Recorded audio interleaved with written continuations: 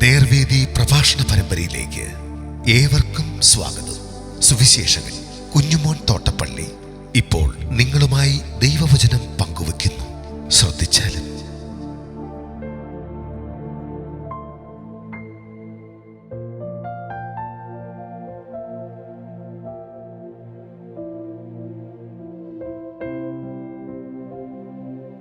യേശുവും അമ്മയും. മത്തായിയുടെ സുവിശേഷം 12-ാം അധ്യായത്തിൻ്റെ 46 മുതൽ 50 വരെയുള്ള വാക്യങ്ങൾ ഞാൻ വായിക്കുന്നത് ശ്രദ്ധിച്ചാൽ, അവൻ പുരുഷാരത്തോട് സംസാരിച്ചു കൊണ്ടിരിക്കുകയിൽ അവൻ്റെ അമ്മയും സഹോദരന്മാരും അവനോട് സംസാരിപ്പാൻ ആഗ്രഹിച്ച് പുറത്തു നിന്നു.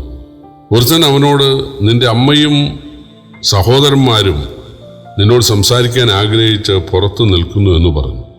അത് പറഞ്ഞവനോട് അവൻ, എൻ്റെ അമ്മയാർ, എൻ്റെ സഹോദരന്മാർ ആർ എന്ന് ചോദിച്ചു.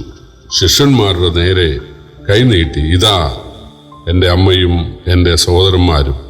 സ്വർഗസ്ഥനായ എൻ്റെ പിതാവിൻ്റെ ഇഷ്ടം ചെയ്യുന്നവൻ എൻ്റെ സഹോദരനും സഹോദരിയും അമ്മയുമാകുന്നു എന്ന് പറഞ്ഞു.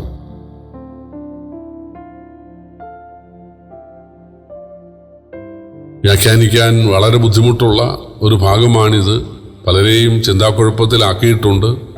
പലർക്കും സങ്കടവും ദേഷ്യവും ഒക്കെ വരുത്തിയിട്ടുള്ള ഒരു വേദഭാഗമാണ് ഇത്. കർത്താവായ യേശു മറിയാമിൽ നിന്ന് ജനിക്കുമ്പോൾ മറിയാം ഒരുപാട് നിന്ന സഹിച്ചിട്ടുണ്ട് എന്നുള്ളത് നമുക്കറിയാം. കാരണം വിവാഹത്തിന് മുമ്പ് അവൾ ഗർഭിണിയാവുകയാണ്. ഒരുപാട് പേർ അന്ന് അവളെ തെറ്റിദ്ധരിച്ചു. അതിനുശേഷവും തെറ്റിദ്ധരിച്ചുകൊണ്ട് അവർ മറിയയുടെ മകനാണ് യേശു എന്ന് പറയുന്നുണ്ട്. എന്നാൽ അവൾക്കറിയാം ദൈവത്തിൻ്റെ ആത്മാവാണ് അവളിലേക്ക് വന്നത്, ദൈവത്തിൻ്റെ മനുഷ്യാവതാരമാണ് യേശു എന്നവൾ ഹൃദയത്തിൽ സംഗ്രഹിച്ചിരിക്കുകയാണ്. എന്തായാലും വൃദ്ധനായ ആണെന്ന് കരുതപ്പെടുന്ന, അല്ലെങ്കിൽ യുവാവായിരിക്കാം, യോസേഫ് മരണപ്പെട്ടു എന്നാണ് നാം മനസ്സിലാക്കുന്നത്. യോസേഫ് തച്ചനായിട്ട് കുറേ കാലം ജീവിച്ചെങ്കിലും മരണപ്പെട്ടു. പിന്നീട് അദ്ദേഹത്തെക്കുറിച്ച് നമ്മളൊന്നും കാണുന്നില്ല. അതുകൊണ്ട് അദ്ദേഹം മരണപ്പെട്ടു എന്ന് കരുതുന്നു. പക്ഷെ യേശു തച്ചനായി ജീവിക്കുകയായിരുന്നു എന്നാണ് നാം വായിക്കുന്നത്. യേശുവിനെ ദൂരെ എങ്ങും വിട്ട് പഠിപ്പിക്കാനുള്ള മാർഗം ഇല്ലാതിരുന്ന ഒരു ദരിദ്ര കുടുംബമായിരുന്നല്ലോ അത്. ചിലരൊക്കെ പറഞ്ഞ് യേശു മരിച്ചവരെ ഏൽപ്പിച്ചതും രോഗികളെ സൗഖ്യമാക്കിയതും ഭൂതങ്ങളെ പുറത്താക്കിയതും ഇതുപോലെ തത്വങ്ങളെല്ലാം പറഞ്ഞതുമൊക്കെ എവിടെയോ പോയി പഠിച്ചിട്ട് വന്നത് കൊണ്ടാണെന്നാണ്. പ്രിയപ്പെട്ടവരെ, യേശുവിനെ മറ്റൊരു രാജ്യത്ത് വിട്ട് പഠിപ്പിക്കാനുള്ള പാങ്ങ് അവർക്കില്ലായിരുന്നു. അവർ ദരിദ്രരായിരുന്നു. യേശുവിൻ്റെ സഹോദരന്മാരുണ്ടല്ലോ, അവരെയും അങ്ങനെ എന്നാൽ പിന്നെ അങ്ങനെ വിടണ്ടേ? അവരെയും വിട്ട് പഠിപ്പിച്ചായിട്ട് നമ്മൾ വായിക്കുന്നില്ല. മറ്റൊരു ചോദ്യമുള്ളത്, ആരെ ഈ വിദ്യയൊക്കെ യേശുവിനെ പഠിപ്പിച്ചത്? പഠിപ്പിച്ച ആള് ഇതിനേക്കാളധികം അത്ഭുതങ്ങളും അടയാളങ്ങളും ചെയ്യണ്ടേ? ഇതിനേക്കാളധികം മരിച്ചവർ ഉയർപ്പിക്കണ്ടേ? അപ്പോൾ വെറുതെ ആളുകൾ ഇങ്ങനെ വെറുതെ പറയുകയാണ് യേശു ദൈവത്തിൻ്റെ മനുഷ്യാവതാരമാണ്. എന്നാൽ തൻ്റെ പരസ്യ ശുശ്രൂഷ ആരംഭിക്കുന്നത് വരെ മാതാവിനെ നോക്കാൻ വേണ്ടി, അല്ലെങ്കിൽ സഹോദരങ്ങളെ നോക്കാൻ വേണ്ടി അദ്ദേഹം തച്ചുപണി ചെയ്താണ് ജീവിച്ചത്. അത് നമുക്ക് മാതൃകയുമാണ്. കാരണം ജോലി ചെയ്യാത്തവൻ തിന്നരുത് എന്ന് വാക്യം തീമോത്തിയോസിലുണ്ട്.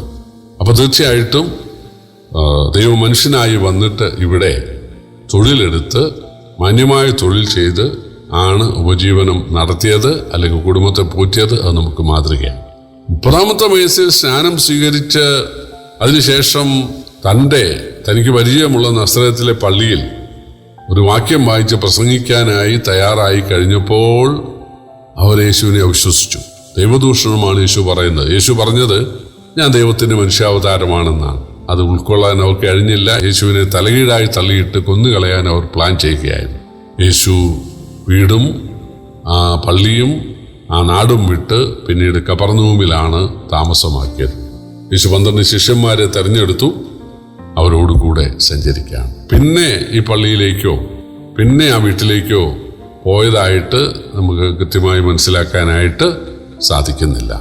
എന്നാൽ അമ്മ സഹോദരന്മാരെ കൂട്ടി വരികയാണ്. വന്ന് ആരോട് പറഞ്ഞു, എൻ്റെ മകനാണ്, അവൻ്റെ അനുജന്മാരാണിത്, ഞങ്ങൾക്ക് ഒന്ന് സംസാരിക്കണം, ഭയങ്കര തിരക്കാണ്, ഇതിനിടയ്ക്ക് ഞങ്ങൾക്കൊന്ന് സംസാരിക്കണം. അയാൾ എന്ന് പറഞ്ഞു, നിന്റെ അമ്മയും സഹോദരന്മാരും വന്നിരിക്കുന്നു, നിന്നോട് സംസാരിക്കണമെന്നാണ് അവർ പറഞ്ഞത്. തീർച്ചയായിട്ടും യേശു, അയ്യോ അമ്മയും സഹോദരന്മാരും വന്നോ, എന്നാ ഒന്ന് നിർത്തണേ പ്ലീസ്, ഞാനൊന്ന് അവരോട് സംസാരിക്കട്ടെ എന്ന് പറഞ്ഞ് യേശു ചില മിനിറ്റുകൾ അവിടെ നിന്ന് ഇറങ്ങി വരികയല്ലേ വേണ്ടത്. പക്ഷേ യേശു ജനത്തോട് പറയുകയാണ്, ആരാണ് എൻ്റെ അമ്മയും സഹോദരന്മാരും? ദൈവവചനം കേൾക്കുന്ന ആളുകളെ ചൂണ്ടിക്കാണിച്ചുകൊണ്ട് പറയുകയാണ്, ദൈവവചനം പ്രമാണിക്കുന്ന നിങ്ങളാണ് എൻ്റെ അമ്മയും സഹോദരനും സഹോദരിയും. 30 വയസ്സ് വരെ യേശുവിന് മാനുഷികമായ നിലയിൽ ഒരമ്മയുണ്ടായിരുന്നു, അത് ആവശ്യവുമായിരുന്നു. എന്നാൽ യേശു തൻ്റെ പരസ്യ ശുശ്രൂഷ ചെയ്യുകയാണ്, പ്രവചനപ്രകാരമുള്ള തൻ്റെ ശുശ്രൂഷ ചെയ്യുകയാണ്. തീർച്ചയായിട്ടും പിന്നീടുള്ള യേശുവിൻ്റെ ആളുകൾ ആരാണ്? ശിഷ്യന്മാർ, തൻ്റെ ശിഷ്യന്മാരാണ്. പക്ഷേ അമ്മയ്ക്കോ സഹോദരന്മാർക്കോ അതിനൊരു വിരോധം ഉണ്ടായില്ല. കാരണം അമ്മ ഇതെല്ലാം ഹൃദയത്തിൽ സംഗ്രഹിച്ച ആളായിരുന്നത് കൊണ്ട് ഈ ഇളയ മക്കളോടും അത് പറഞ്ഞിട്ടുണ്ടാവും. യേശു അതുകൊണ്ട് അവരോട് സംസാരിച്ചില്ലെന്നോ വിശേഷങ്ങൾ ചോദിച്ചില്ലെന്നോ ഒന്നും വരുന്നില്ല. തീർച്ചയായിട്ടും ചോദിച്ചിട്ടുണ്ട്. കാരണം കുരിശിൽ താൻ മരിക്കുന്ന സമയത്ത് അമ്മയുടെ ഉത്തരവാദിത്വം യോഹന്നാനെ ഏൽപ്പിക്കുന്നത് നമ്മൾ വായിക്കുന്നുണ്ട്.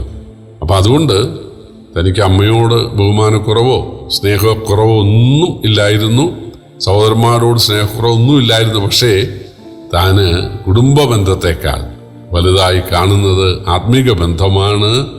തന്നെ ദൈവമായി തിരിച്ചറിയുന്ന ആളുകളെയാണ് താൻ സ്നേഹിക്കുന്നത്. അവരാണ് തനിക്ക് വേണ്ടപ്പെട്ടവർ, അവരാണ് തൻ്റെ ഉറ്റവരും ഉടയവരും എന്ന് യേശു പറയുകയാണ്. ഇതിന് യേശു അർത്ഥമാക്കാൻ ഉദ്ദേശിക്കുന്നത് തന്നെ സ്നേഹിക്കുന്ന, തന്നെ അനുസരിക്കുന്ന, തന്നെ ആരാധിക്കുന്ന ആളുകളെ താൻ എത്രമാത്രം ആദരിക്കുന്നു, അമ്മയെപ്പോലെ സഹോദരന്മാരെ പോലെ സഹോദരിമാരെ പോലെ ആദരിക്കുന്നു എന്നാണ് അതിൻ്റെ അർത്ഥം. പ്രിയപ്പെട്ടവരെ, യേശു നമ്മെ ഇതുപോലെ സ്നേഹിക്കുന്നു, കരുതുന്നു എന്നോർത്ത് നമുക്കവനെ സ്നേഹിക്കാം, ആരാധിക്കാം. കർത്താവിൻ്റെ വിലയേറിയ നാമം വാഴ്ത്തപ്പെടുമാറാകട്ടെ.